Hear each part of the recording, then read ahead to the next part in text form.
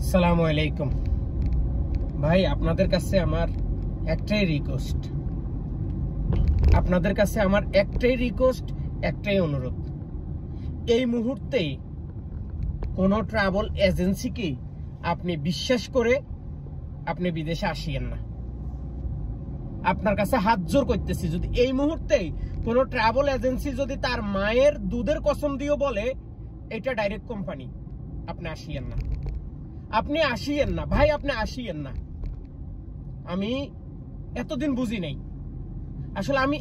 বুঝি নাই যে এত পরিমাণ মানুষ অবৈধ শুধু 3 মাসের আকামা। ভাই, বিশ্বাস কিভাবে আপনাদেরকে করাইবো? যদি বিশ্বাস করানোর রাস্তা থাকতো আমি বিশ্বাস করাইতাম, কিন্তু আপনারা জানেন সৌদি আরবের ইউটিউবে ফেসবুকে ভিডিও বানাইতে হলে কিছু গাইডলাইন ফলো করতে হয় সৌদি সরকারের দোষ আপনি কিভাবে দিবেন? সরকার একটার পর একটা নিয়ম বাইর করতেছে আপনার আমার ভালোর জন্য, কিন্তু বাংলাদেশে সেটারে 2 নম্বরই করি আপনারা আমারা ফাটাই দিতেছে সৌদি আরবে। আসার পরে আপনার নাই আকামা, নাই ঘর, নাই বাড়ি, নাই কিছু। এখন আপনি একটা ভালো কোম্পানিতে চাকরি পাইছেন, আপনি যাইতে পারবেন না। আপনি ভালো একটা জায়গায় চাকরির জন্য আবেদন করবেন, আপনার আকামার মেয়াদ নাই।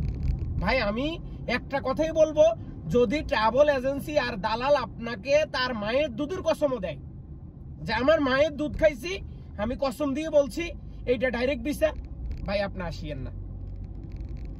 আমি এখন আর বিশ্বাস করি না বাংলাদেশে 3 মাসের ভিসা আর সাপ্লাই কোম্পানি ছাড়া বাংলাদেশে এখন কোনো ভিসা নাই।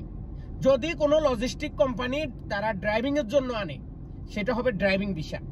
আমি ক্লিয়ার কথা বলি, যদি কোনো লজিস্টিক কোম্পানির কথা বলে তাহলে লজিস্টিক কোম্পানির হবে ড্রাইভিং ভিসা, অথবা ভিসার মধ্যে লেখা থাকবে, মোটর বাইক। এই 2টা পেশা ছাড়া আর যদি অন্য কোনো লোড আনলোড বা বিভিন্ন পেশা দিয়ে আপনারা সৌদি আরবে পাঠান, অফিস ফ্যাসিলিটি, লোড আনলোড, তাহলে ভাই আমি একবার আল্লাহর কসম দিয়ে বলছি শুধু 3 মাসের ভিসা। আপনি সৌদি আরব আসি না চাকরি পাইবেন, না তারে খোঁজ করে পাইবেন, না তার সাথে ঝগড়া করতে পারবেন, না তার সাথে কথা বলতে পারবেন, কারণ তার হাত এত লম্বা আপনি তারে কিছু করতে পারবেন না। আর যে সমস্ত ট্রাভেল এজেন্সি ফেসবুকে দেখবেন বেশি বর্ডার করে, এটা কোনো ট্রাভেল এজেন্সি না ভাই, এটা দালালের একটা কোটা, এটা দালালের একটা ফ্যাক্টরি। এখানে দালাল এইভাবে ব্যবসা করে। আমি নিজেই তো কয়েকজন মানুষের কাছ থেকে বাংলাদেশে ভিসা কিনছি, নাম করা বন্ধু বান্ধব সম্পর্ক, তারাও সিটিং। তারা মনে করছে আব্দুল আজিম থাকে সৌদি আরবে, আমার কি বাল ফালাইবো? আমি তারে সত্য কথা বলে দিয়ে দিছি। আমিও ইন্টারনেটে সার্চ করে দেখি এটা ডাইরেক্ট কোম্পানির ভিসা, কিন্তু সৌদি আরব আসার পরে দেখি কি জানেন, কয় এইটা কোম্পানির মামতো ভাইয়ের খালতো ভাইয়ের মুআসসাসার ভিসা। কি কইয়াম ভাই, কারে কইয়াম ভাই? তো আপনাদের কাছে আমার অনুরোধ, বাংলাদেশ থেকে এই মুহূর্তে আপনি কোনো যদি ট্রাভেল এজেন্সি বা কোনো বন্ধু বান্ধব, যদি কোনো লোক আপনাকে 2টা কথা, একটা হচ্ছে বাইকে ফুড ডেলিভারি কাজ, আর একটা হচ্ছে কারে ফুড ডেলিভারি কাজ, এই 2টা ছাড়া আর যদি কোনো কথা আপনাকে বলে, আপনি কোনো প্রকার আপনি এটা বিশ্বাস করিয়েন না। এখন অনেকেই বলবেন ভাই আপনি মনে হয় ফুড ডেলিভারি কাজের ভিসা দিচ্ছেন, এই কারণে আপনি আপনারটার সাফাই গাইতেছেন। না ওই বেটা, আমি আমারটা তো থাক দূরের কথা, কারোর পুটকি মারারও টাইম নাই।